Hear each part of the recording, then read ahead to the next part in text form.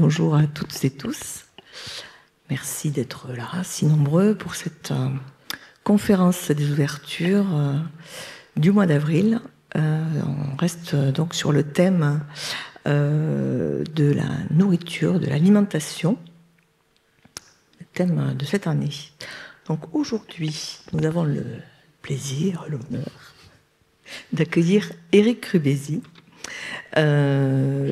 Je vais vous présenter donc le conférencier du jour.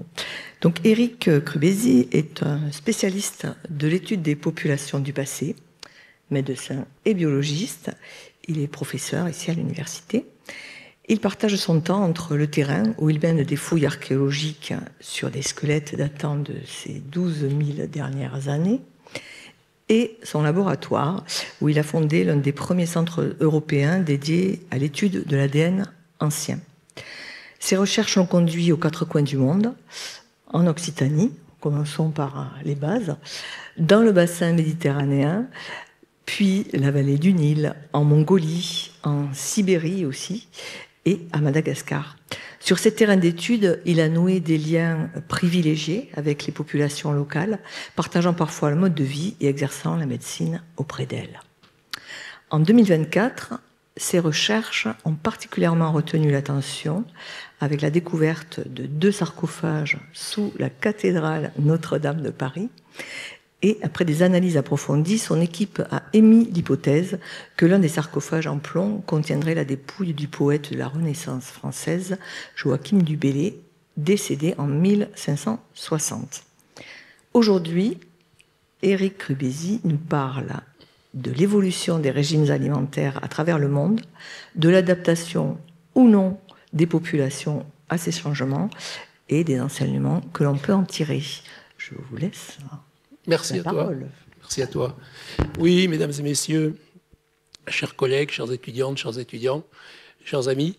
Donc aujourd'hui, je viens vous donner la vue d'un anthropologue spécialisé sur l'étude des populations du passé, voire l'étude des populations contemporaines, sur les changements actuels de morphologie et sur certains régimes qui sont proposés. Alors, je ne suis pas du tout un spécialiste du régime, je suis simplement là pour vous montrer qu'une certaine publicité, en fait, est, je dirais, basée sur des éléments qui sont parfois très discutables. Alors, on va commencer simplement, si vous voulez, par cette diapositive qui vous montre 2 plages, une dans les années 1970, et on voit que la photo est un peu vintage, comme on dit, d'accord. Une de personnes qui se promènent là, à côté d'une plage, en 2024. Et en fait, si vous regardez bien, alors parce que quand j'ai montré ça, les gens disent oui, on ne voit pas de différence. Si on voit une différence, si vous voulez, c'est qu'en fait, il n'y a quasiment pas de personnes en surpoids dans les années 1970 sur cette plage en France, alors que les personnes qui sont à droite, finalement, pour moi, étaient en surpoids, mais quand j'ai montré cette diapositive à la famille, on me disait ben non, pas du tout. Et en fait, si vous voulez, quand on regarde un peu ce qui se passe, c'est qu'en 1970, en moyenne, pour le même poids et de la même taille, dans nos pays, on avait 15% de graisse, et aujourd'hui, on est arrivé à 36%. Donc la question qui se pose, si vous voulez, c'est comment on en est arrivé là ? Qu'est-ce qui est proposé et sur quelle base, finalement, ça repose. Alors, en fait, il s'agit d'une épidémie. D'accord. Avant 1950, l'obésité était rare et d'ailleurs, l'Organisation mondiale de la santé se préoccupait surtout de la sous-nutrition dans les populations. Et puis, à partir des années 1950-1970, il y a eu un changement global des habitudes alimentaires à travers le monde. Et quand je dis à travers le monde, on va spécifier tout à l'heure où, d'accord ? Et à partir des années 1970, aux USA, on a commencé à considérer que l'obésité est un problème de santé publique. Ça a diffusé des USA jusque dans le monde, je dirais, occidental. Et en 2000, l'obésité est devenue un problème de santé publique mondial. Alors la première question, si vous voulez, c'est comment on en est arrivé là? En fait, c'est ce qu'on appelle en gros la coca-colonisation. C'est un terme, si vous voulez, qui est apparu dans les années 2010 aux États-Unis, qui était peu connu et qui a été diffusé en fait grâce à un ouvrage écrit par un ancien président de cette université, président Georges Larouille, José Braga et moi-même. Et je dirais que c'est un peu nous qui l'avons diffusé ce terme en France parce qu'il nous plaisait bien, si vous voulez. Alors qu'est-ce que ça recoupe, cette coca-colonisation? Eh bien, c'est une alimentation qui est excessive en sucre. Et le Coca-Cola en a été finalement le diffuseur. Vous avez ici des publicités, des expositions d'art en Amérique latine qui sont destinées à montrer aux gens comment ça se passe, aux personnes comment ça se passe, sachant que en bas à droite, c'est effectivement une vue d'artiste, et en haut à gauche, c'est une vue qui a été prise en fait quasiment au fin fond de la forêt amazonienne, si vous voulez, où on trouve au fin fond de la forêt amazonienne des gens qui ont des débits de boissons, où on vend essentiellement du Coca-Cola. Mais il y a eu aussi une alimentation en matière grasse, en sel, en sucre. Alors, c'est quelque chose qui a diffusé lentement, mais sûrement, à partir des années 1950, et on s'aperçoit qu'en fait, à travers le monde, Just Like Old Times, si vous voulez, c'est une publicité récente du Coca-Cola, mais cette publicité fait en fait référence à la Seconde Guerre mondiale et à l'arrivée des Américains en Europe, des troupes américaines en Europe, qui vont diffuser le Coca-Cola, les chewing-gums, etc. Et donc toute une évolution, si vous voulez, qui va être progressive de cette nourriture, avec cette photo que j'aime bien là, de ce monsieur dans les années 50, buvant son verre de vin au-dessus d'une publicité de Coca-Cola dans un café en France. Ça diffuse, si vous voulez, largement, avec, je dirais, une entrée, en fait, ce qui est assez intéressant, sans faire un grand historique, c'est qu'on a une entrée insidieuse de tous ces éléments-là, d'accord? Dans les années 60, là, vous avez cette photo là, de cet homme et cette femme face à la Tour Eiffel, il est de bon ton de boire du Coca-Cola, si vous voulez, c'est à la mode.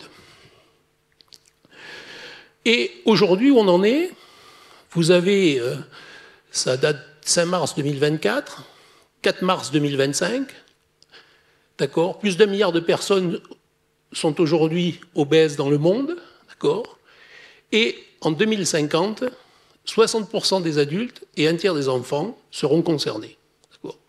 Donc ça, c'est les derniers chiffres qu'on a. Et donc on est face, effectivement, à une épidémie mondiale. Alors cette épidémie mondiale est à relativiser, puisque, effectivement, vous avez des taux qui sont très différents suivant les pays, d'accord ? Ici, une étude de 2022 qui vous montre les taux d'obésité, avec plus c'est jaune, vous avez plus on est atteint. Vous voyez qu'en France, on reste encore relativement à l'écart, et on verra à la fin, en fait, qu'est-ce qu'il en est en France. Donc en France, on reste encore un peu à l'écart de cette épidémie. Et vous avez des pays comme Madagascar, avec cette flèche, vous avez cette manifestation, si vous voulez, à laquelle j'ai participé en 2022 ou 2023. Vous aviez 1000 ou 2000 personnes qui étaient rassemblées. On est en plein paysage rural, d'accord ? On est très loin des villes, il n'y a aucun urbain, et je n'ai noté aucune personne réellement en surpoids parmi les 1000 ou 2000 que j'ai pu observer. À titre d'indication, on est dans un paysage rural, avec Madagascar, qui est un des pays les plus pauvres au monde, et où effectivement le prix d'une bouteille de Coca-Cola est trop important au niveau rural. Sinon, ces conséquences de l'épidémie, finalement, s'il n'y avait que des problèmes qui soient des problèmes morphologiques, ça ne poserait pas trop de problèmes.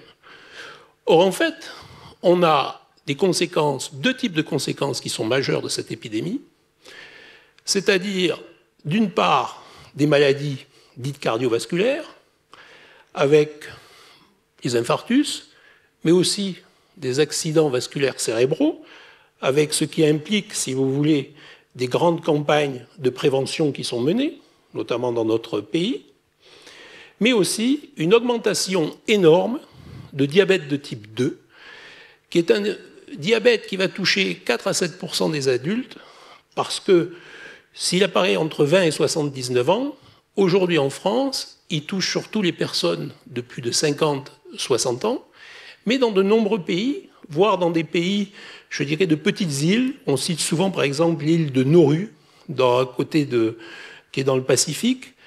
Cette île de Nauru, en fait, a connu... c'était une île qui avait d'énormes réserves de phosphate, et il y avait une toute petite population. Et très rapidement, en fait, les promoteurs se sont emparés de ces réserves naturelles. Ça fait penser à ce qui pourrait arriver ailleurs en ce moment.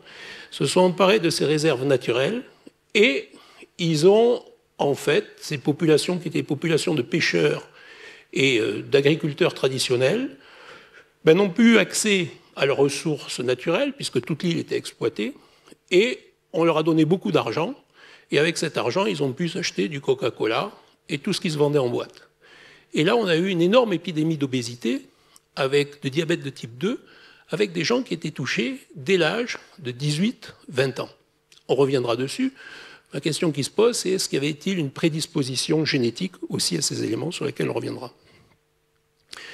Alors, et bien d'autres encore, parce que si on cite toujours les maladies cardiovasculaires et les maladies, le diabète de type 2, en fait, si vous voulez, la quasi-totalité des pathologies peuvent être intéressées, depuis les problèmes articulaires, avec l'arthrose du genou notamment, qui est de plus en plus fréquente, des cancers sur lesquels nous reviendrons, mais aussi des problèmes psychologiques et d'autres complications qui sont... Et ça, si vous voulez, c'est un élément qui revient, c'est-à-dire au moment où on a cette, je dirais, cette épidémie qui est en train de se développer, on s'aperçoit aussi depuis quelques années qu'on a une augmentation phénoménale des cancers chez les moins de 50 ans. Et pour cette augmentation phénoménale des cancers chez les moins de 50 ans, on se demande de quoi il s'agit, si vous voulez, quels sont les facteurs qui sont là. Souvent, on parle de l'alcool, on parle du tabac, mais on parle aussi de plus en plus de l'obésité, en tout cas du surpoids. Et donc, quand on regarde en fait, le tabagisme, on s'aperçoit que le tabagisme est en train, grâce aux campagnes de prévention, de reculer. Or, pas peut-être comme on voudrait qu'il recule, mais en tout cas, il recule. Dans certains pays, ça recule un peu plus vite que chez nous. Peut-être qu'on était parti des fois d'un peu plus haut. Et quand on regarde la consommation d'alcool, elle décline aussi sérieusement, d'accord ? Mais en revanche, le troisième facteur qui est incriminé, l'obésité, elle augmente régulièrement et de façon spectaculaire avec cette augmentation, vous le voyez, dès les 18-24 ans. Et donc, la question qui se pose, c'est comment faire, si vous voulez, comment traiter ces éléments avant d'arriver sur le traitement des pathologies. Alors, ce qu'on voit apparaître dans la littérature, c'est le régime paléolithique.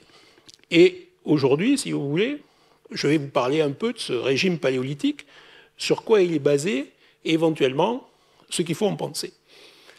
Alors, ce régime paléolithique, il est apparu, en fait, il est basé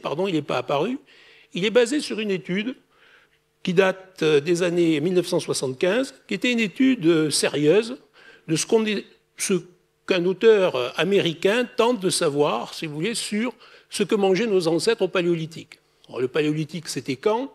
En gros, si vous voulez, l'histoire de l'homme commence il y a 8 millions d'années, d'accord? L'homme moderne, c'est-à-dire des gens qui ont notre anatomie, il a 200 ou 300 000 ans, d'accord? Des gens qui pensent comme nous, c'est-à-dire qui ont des possibilités, dont on puisse démontrer qu'ils ont des possibilités d'abstraction, etc., ça maximum 60-70 000 ans, d'accord, même si on se demande toujours si c'est apparu brusquement ou par accrétion, d'accord. Et finalement, le paléolithique, tel qu'on pourrait l'entendre, en Europe par exemple, il a 50 ou 40 000 ans, d'accord.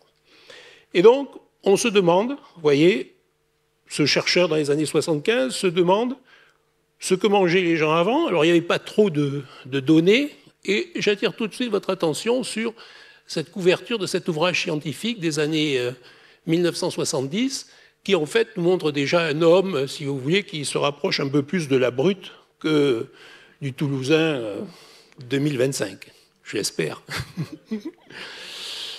Alors, sur quoi est basée en fait l'hypothèse du génome paléolithique, si vous voulez? Eh bien, ce paléolithique, on va revenir dessus, il s'est terminé il y a environ 10 000 ans. Il s'est terminé environ 10 000 ans, on va voir comment il s'est terminé, on va le voir dans la suite de l'exposé, il s'est terminé par, je vous parlerai, le passage à l'agriculture, etc. Et l'hypothèse, qui est sous ce régime, c'est que, en fait, en 10 000 ans, l'homme n'a pas eu le temps d'évoluer. Et donc, si vous voulez, nous serions toujours des paléolithiques, d'accord, la brute que vous avez vue tout à l'heure, et notre génome n'aurait pas évolué, nous serions toujours les mêmes, et notre alimentation n'aurait plus rien de paléolithique. Et c'est pour ça qu'on verrait, si vous voulez, cette épidémie. Alors, la question, d'accord, donc c'est ce qui se passe, c'est-à-dire le régime paléo, perdez du poids et soyez en bonne santé en mangeant les aliments que vous êtes censés manger. Censés manger, c'est-à-dire, on suppose dans l'hypothèse, ce que mangeaient nos ancêtres au paléolithique. D'accord. Et il n'est pas inintéressant de voir que cet ouvrage sur le régime paléolithique, cette idée-là, apparaît et publiée en 2001, vous avez une édition originale, juste un an après où l'OMS décrète une épidémie d'obésité. Et donc, il faut perdre du poids, être en bonne santé et manger ce que nos ancêtres mangeaient. D'accord. Alors, ce régime, il a connu je dirais, un succès fou, puisque il y a encore quelques jours, quand j'ai préparé ce PowerPoint, il y avait environ 3 millions d'entrées en anglais sur Google, d'accord, 200 000 en France et un peu moins en Espagne. Et attendez, voilà, d'accord. Et ce régime, donc, prône ce que je viens de vous dire, un écart entre notre alimentation moderne, notre mode de vie et notre génome paléolithique. Et c'est lui qui, finalement, serait remplacé d'obésité, hypertension, diabète, maladie cardiovasculaire. Et donc, on n'a qu'une seule envie, c'est de se mettre tout de suite au régime paléolithique. Alors, la question qui se pose, c'est est-ce qu'il y a des éléments qui soutiennent cette hypothèse? C'est-à-dire que notre génome n'aurait pas évolué depuis le paléolithique et qu'une partie, si vous voulez, de notre génome serait effectivement plus adaptée à une nourriture paléolithique, tout élément que nous allons revoir. Alors en fait, il y a très peu d'exemples. Un des exemples les plus intéressants, c'est celui sur le sel, si vous voulez. Ici, vous avez un chasseur-cueilleur, il en restait encore dans les années 70-80 qui ont pu être étudiés, du Kalahari en Afrique du Sud, et vous avez la teneur de ce qu'il prend en sodium par jour et en potassium, et ici, vous avez la teneur en sodium et en potassium de ce que nous prenons aujourd'hui à Toulouse en 2025. Donc vous voyez qu'en fait, il y a eu d'énormes variations depuis le paléolithique, d'autant plus que c'était des sujets qui étaient soumis à de rudes travaux, d'accord, et ils pouvaient perdre à certains moments énormément de sodium et énormément de potassium. Alors, il y a en plus donc de grandes variations sur ces éléments-là, et qui pourraient expliquer, notamment, que l'augmentation de sodium soit à l'origine de problèmes cardiovasculaires, si vous voulez, de notre hypertension artérielle et essentiellement aussi de problèmes cardiaques. Et à côté de ça, quand on regarde les cartes mondiales d'hypertension, on s'aperçoit qu'il y a des populations qui sont plus sujettes à hypertension et à problèmes cardiaques et à obésité que d'autres. C'est par exemple le cas, si vous voulez, des populations du Pacifique, mais aussi des populations afro-américaines. Et là, par-dessus, il y a une autre hypothèse qui vient se rajouter, c'est que dans le cas des populations du Pacifique, les îles du Pacifique ont été peuplées, il y a quelques milliers d'années, par des gens qui arrivaient en radeau, et qui faisaient des fois en radeau plusieurs milliers de kilomètres. Et il devait y avoir, on postule, une énorme mortalité sur ces radeaux, si vous voulez, et seule survivait une partie de la population qui étaient ceux qui avaient en fait pu stocker des réserves, d'accord ? En gros, qui étaient à l'époque un peu enrobés, d'accord ? Et finalement, ceux qui arrivaient à destination étaient ceux qui avaient des potentialités non pas à utiliser leur graisse, mais plutôt à la stocker.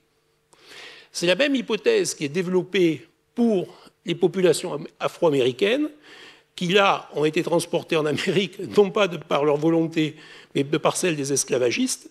Il y avait une énorme mortalité dans les bateaux, et on sait qu'il y a plusieurs schémas, si vous voulez, quand on mange du sucre notamment. Quand on mange du sucre, on a plusieurs voies d'utilisation de ce sucre, y compris à l'heure actuelle. Il y a ceux d'entre nous qui vont plutôt l'utiliser tout de suite, et ceux d'entre nous qui vont plutôt avoir tendance à le stocker. Et ce sont donc ces populations qui auraient eu tendance à stocker le sucre, d'accord, qui auraient survécu, que ce soit dans les îles du Pacifique ou chez les Afro-Américains, ce qui expliquerait que chez eux, on ait un taux d'obésité qui soit bien supérieur au reste des populations, d'accord, et en même temps qu'il y ait ces questions, par exemple, sur le sodium, ces différences sur le sodium et sur le potassium, qui puissent notamment expliquer ces taux d'hypertension qu'on rencontre dans certaines populations. Alors, finalement, ce régime paléolithique, qu'est-ce que c'est ? Or, premièrement, il faut savoir qu'il y en a 19 définitions dans la littérature. 19 définitions que j'ai pu relever au cours de la préparation de ce PowerPoint. J'en ai certainement oublié, vous allez voir qu'il y en a certainement plus.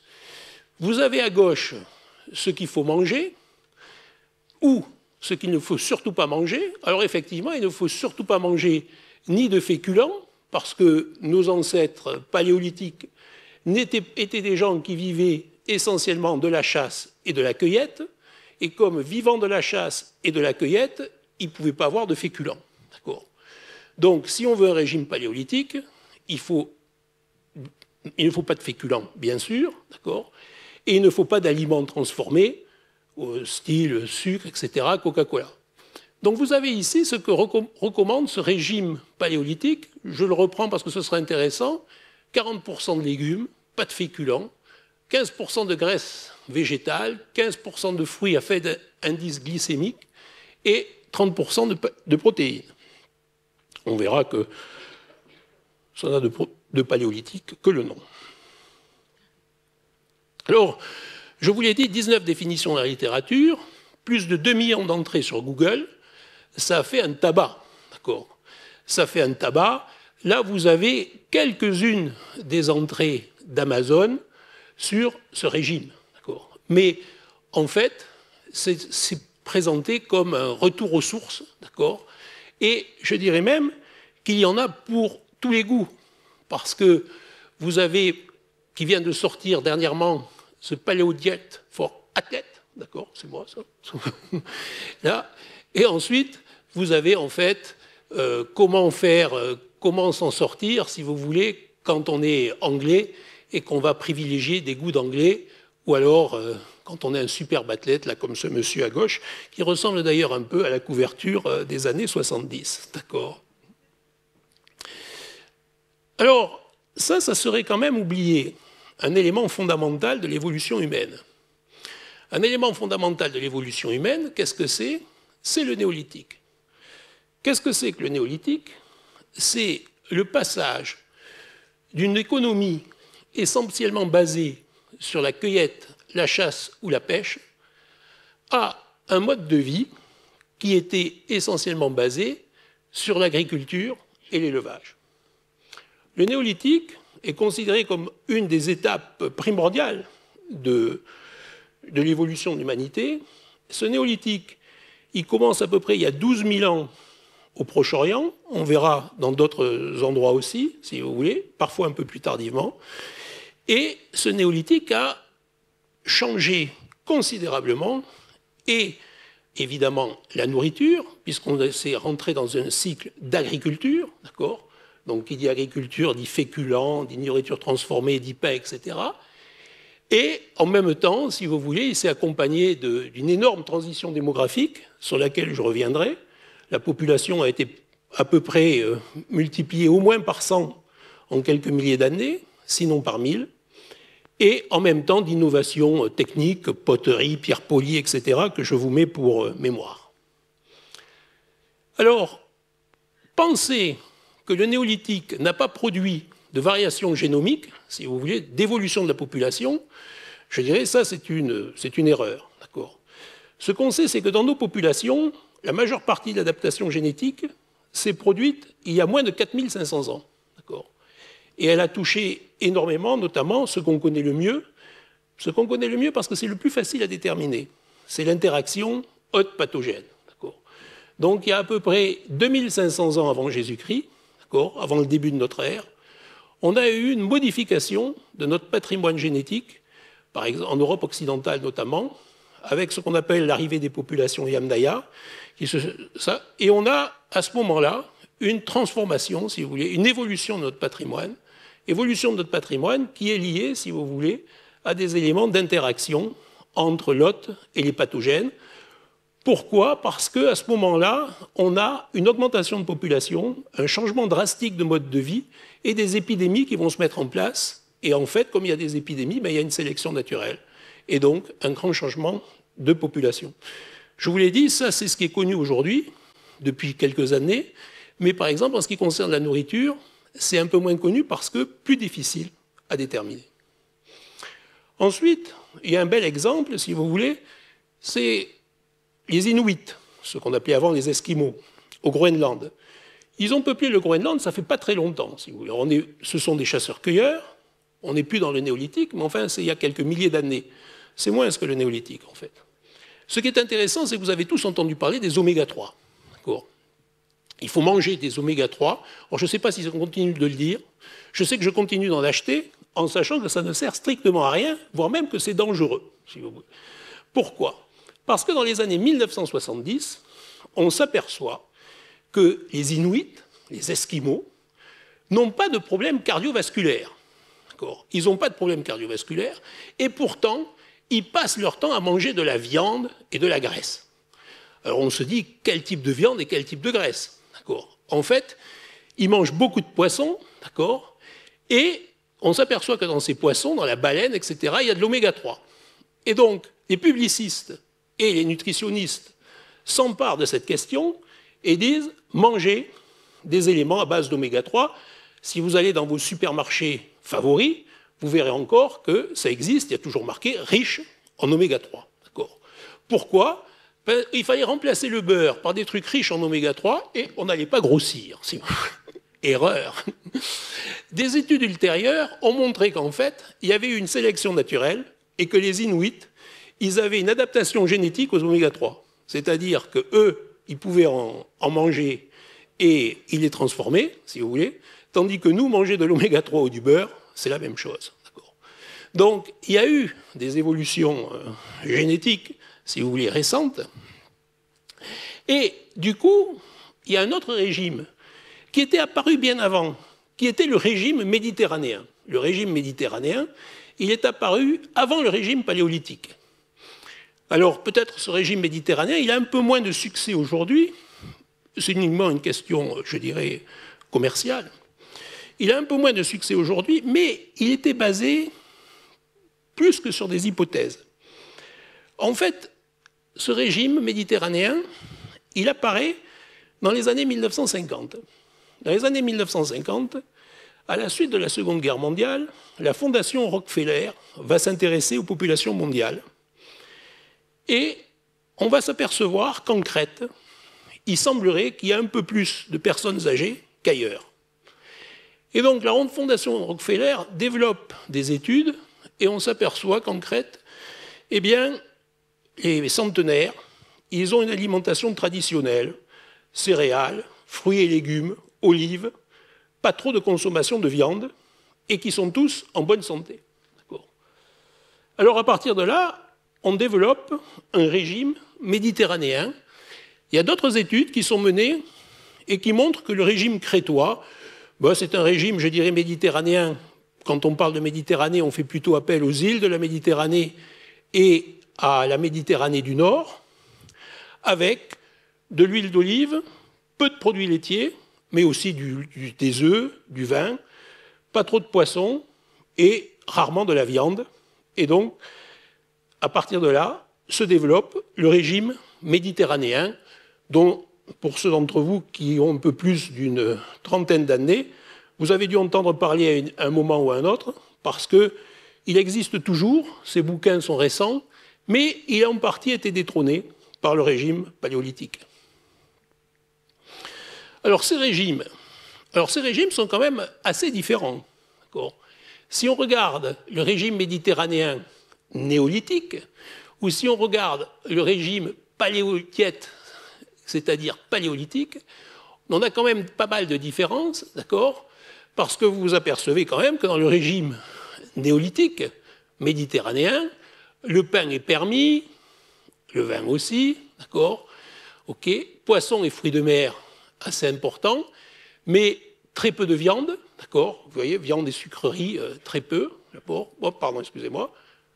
Alors, viande et sucreries, très peu, tandis que dans le régime paléolithique, évidemment, c'est la viande.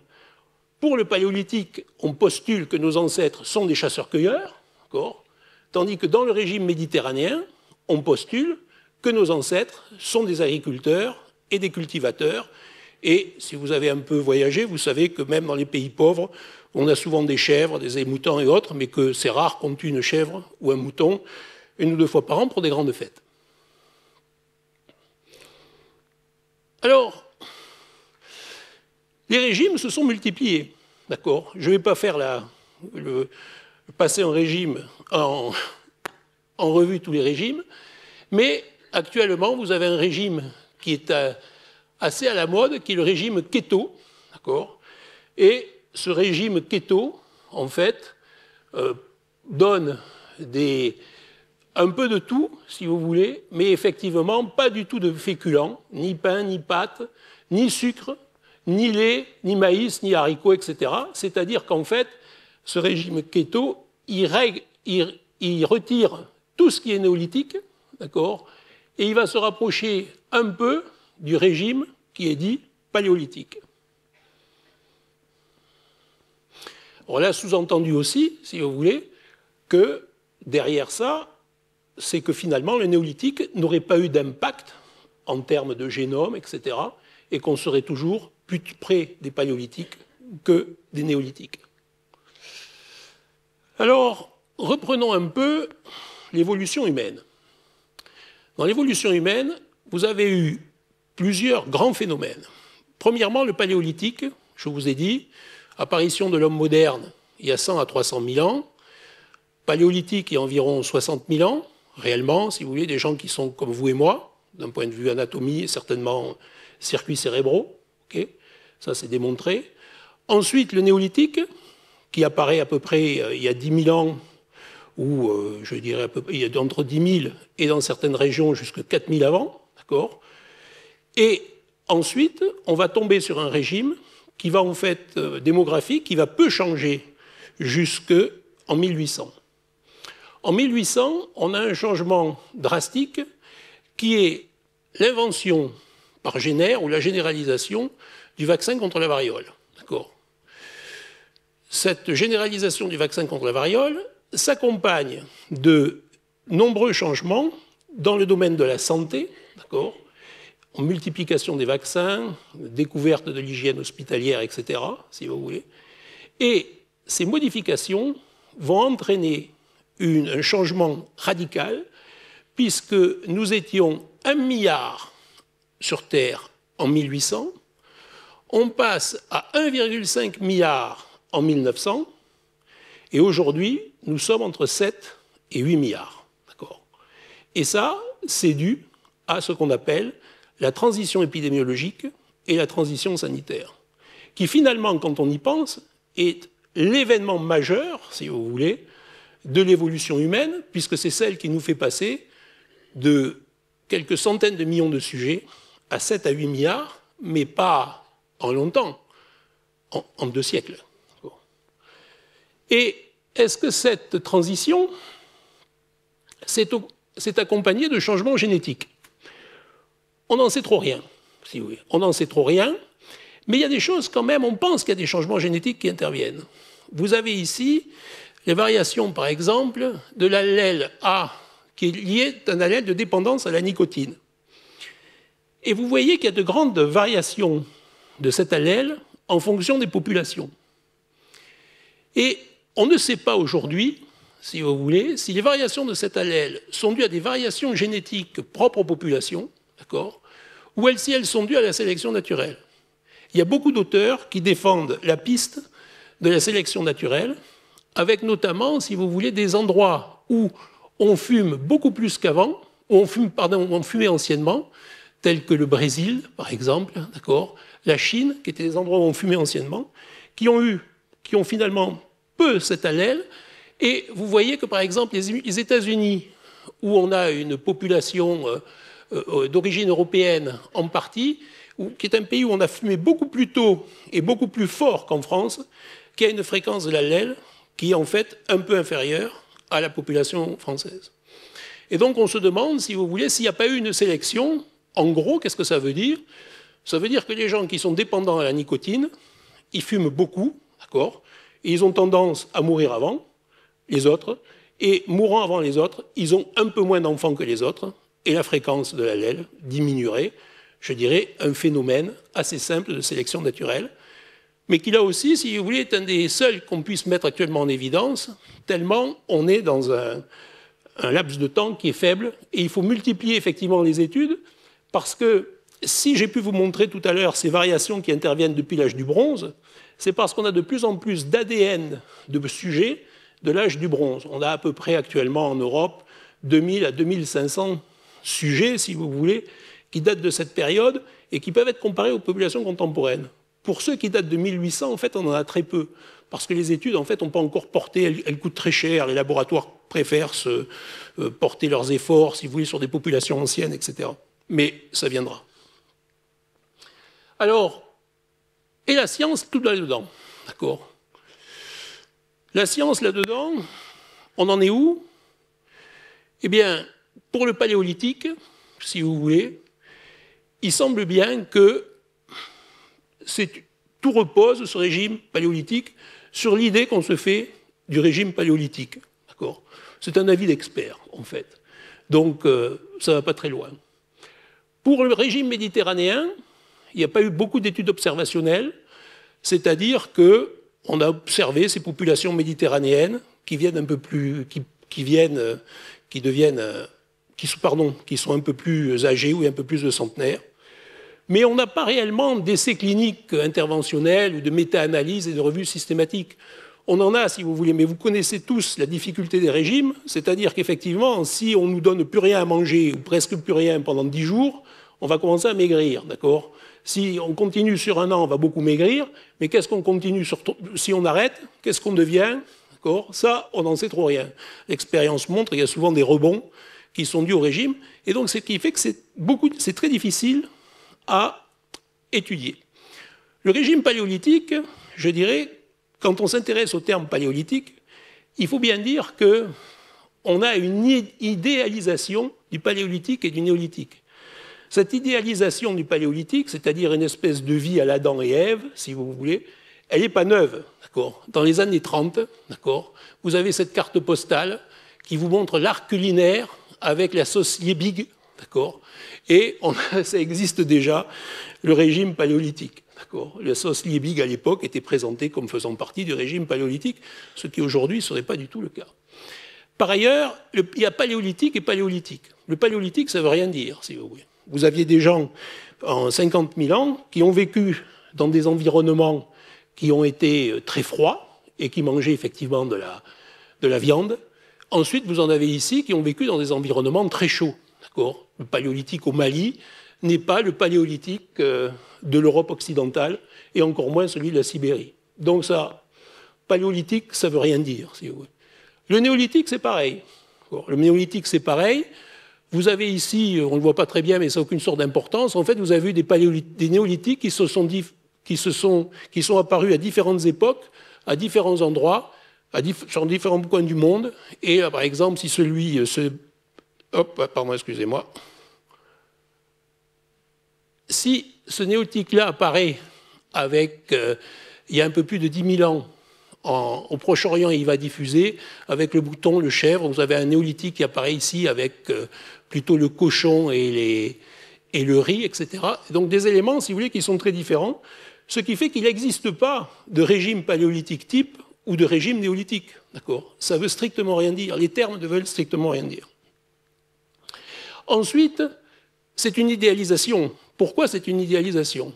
Parce que, en fait, jusqu'en 1800, d'accord, quand on considère plusieurs générations, et quand on considère donc plusieurs générations, quel que soit l'endroit du monde, le résultat est toujours le même, d'accord. Sur 1000 sujets qui naissent, il y en a 333 qui décèdent entre 0 et 1 an, 333 qui décèdent entre 1 et 18 ans, et quand vous aviez 18 ans, vous aviez une chance sur 2 d'atteindre 60 ans, d'accord. C'est-à-dire qu'en fait, il y avait très peu de sujets âgés dans ces populations. Et non seulement il y avait très peu de sujets âgés, mais la question qui est posée, c'est y avait-il réellement des sujets âgés ? Or, quand la question est posée, en principe, celui qui dirige la conversation, le scientifique, dit « Mais oui, il y avait, souvenez-vous, Ramsès II a vécu peut-être jusqu'à 90, voire 100 ans. » D'accord ? Il vivait dans un milieu privilégié, d'accord ? Et on se souvient de lui. Mais il y a d'autres populations, par exemple les Esquimaux et les Inuits. Il y a eu beaucoup d'études démographiques qui ont été menées chez eux entre 1900 et 1950. À moins vous avez un état ils vivaient de point de vue traditionnel. On n'a jamais vu de personnes de plus de 60 ans dans certaines communautés, si vous voulez. Elles décédaient tout avant, et notamment elles décédaient souvent à des accidents de chasse ou de kayak. Donc il n'y avait pas réellement de sujet âgé. Donc souvenez-vous de cette question de savoir, et le diabète de type 2, quand est-ce qu'il apparaît ? Le diabète de type 2, il apparaît entre 50 et 60 ans. Si vous n'avez pas de sujet entre 50 et 60 ans, comme dirait M. de la Palisse, on ne risque pas de trouver des diabètes de type 2, si vous voulez. Donc on a ces questions qui se posent avec cette mortalité qui était effectivement énorme. Ensuite, l'autre question, si vous voulez, qui se pose, c'est de savoir si c'est réellement génétique. D'accord ? À l'heure actuelle, il y a de plus en plus de personnes et d'équipes de recherche, vous avez mis le symbole de ces équipes de recherche françaises, d'accord, qui pensent que, par exemple, le diabète, pendant longtemps, on a pensé que le diabète, c'était génétique. Pourquoi on pensait ça ? Parce que les habitants de l'île de Nauru, je vous ai dit, ils avaient tous des diabètes de type 2 très jeunes, donc ça, c'était ça. Ils avaient été sélectionnés par la sélection naturelle, qui dit sélection naturelle, dit jusqu'il y a peu, et éventuellement facteur génétique. Il y a des familles où il y a plus de diabète que d'autres, etc. Mais à l'heure actuelle, en fait, on pense que c'est des éléments de régulation des gènes qui pourraient se transmettre de génération en génération.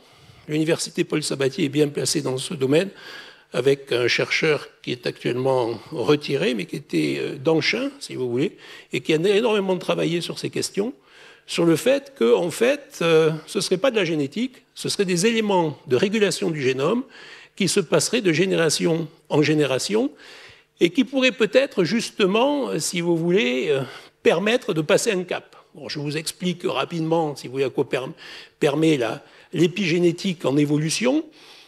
Si, en fait, vous avez une sélection de population, eh bien, par exemple, on prend une population dans le Pacifique. Ils traversent en radeau. Il y a ceux qui utilisent tout de suite leur glucose pour faire de l'activité physique, il y a ceux qui le stockent. Au bout d'un certain temps, tous ceux qui utilisaient leur glucose pour faire de l'activité physique meurent. Donc il ne reste plus, si vous voulez, quand on arrive sur l'île, que ceux qui stockent leur graisse. Mais imaginez qu'ensuite, on ait, en fait, quand on arrive dans l'île, une grande quantité de glucose. Donc en fait, tous ceux qui avaient été sélectionnés pourraient mourir aussi rapidement. Donc on pourrait avoir des espèces de variations comme ça, rapides en évolution.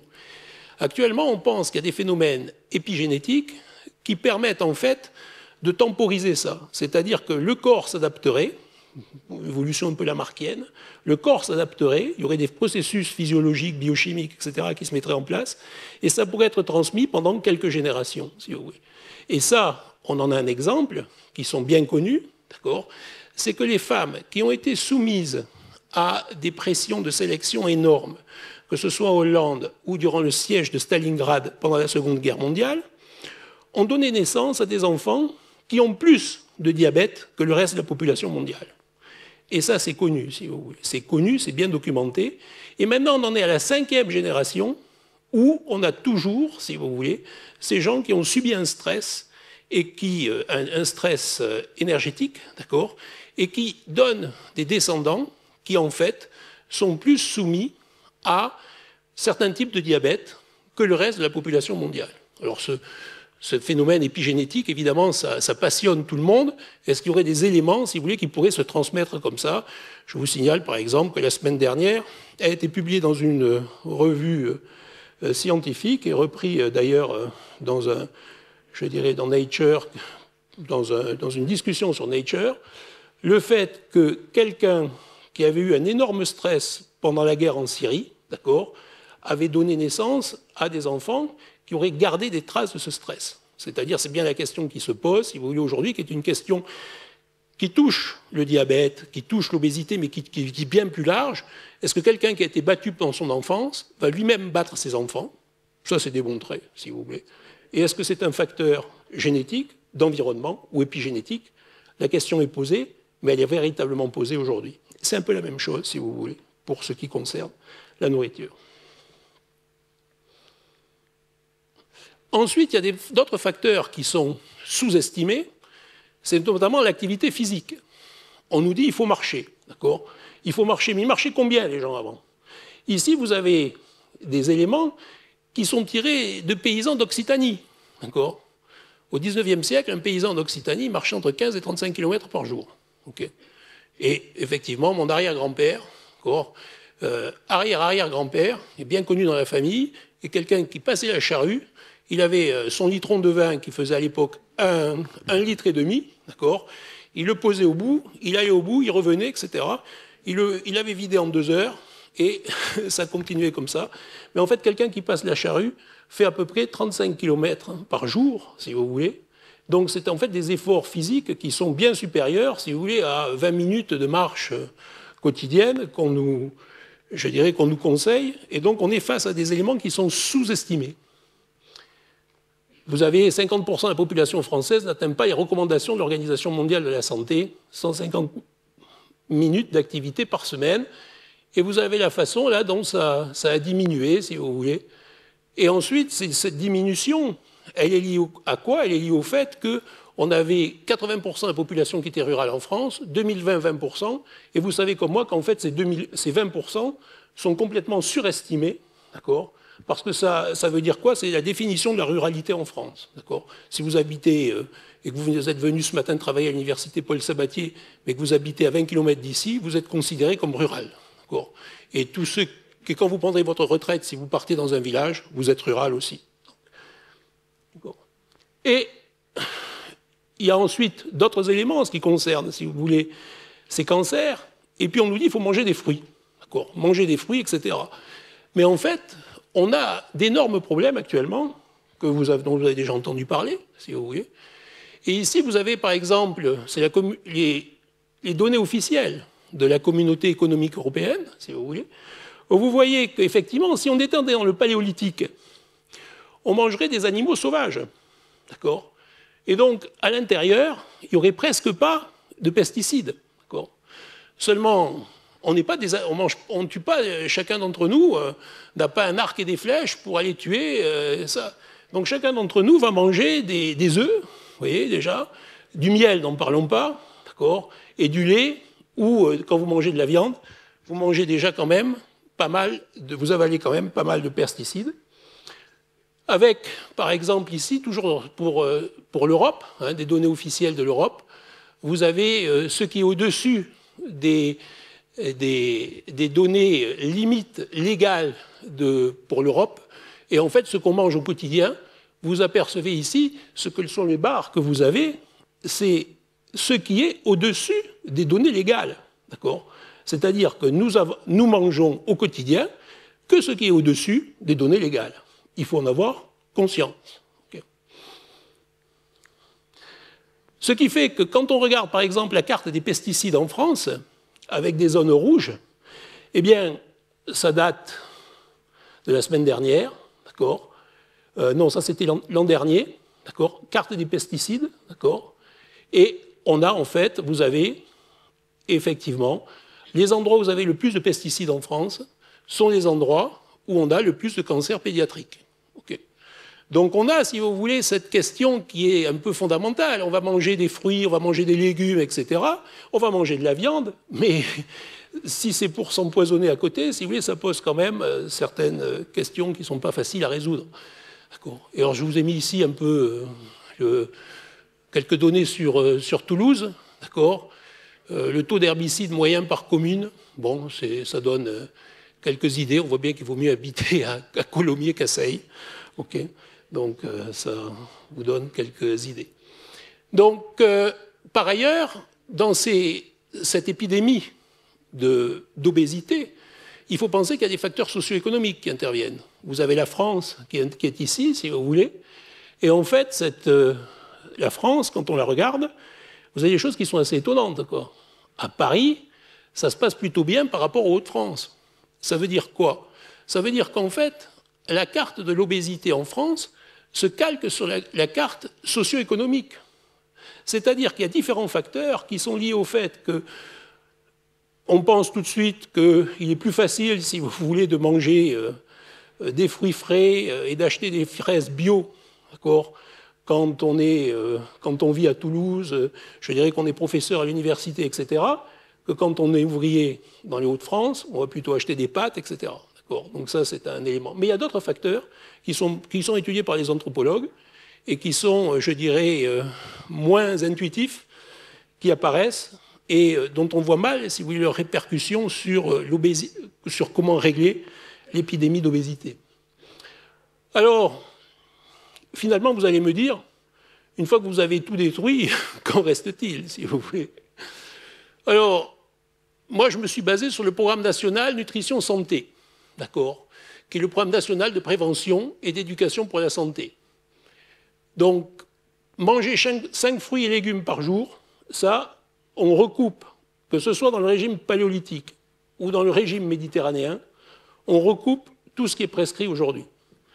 En revanche, d'accord, toutes les recommandations qu'on a faites par les nutritionnistes, par les médecins, etc., s'éloignent beaucoup de ces régimes en ce qui concerne les recommandations de viande et de produits laitiers.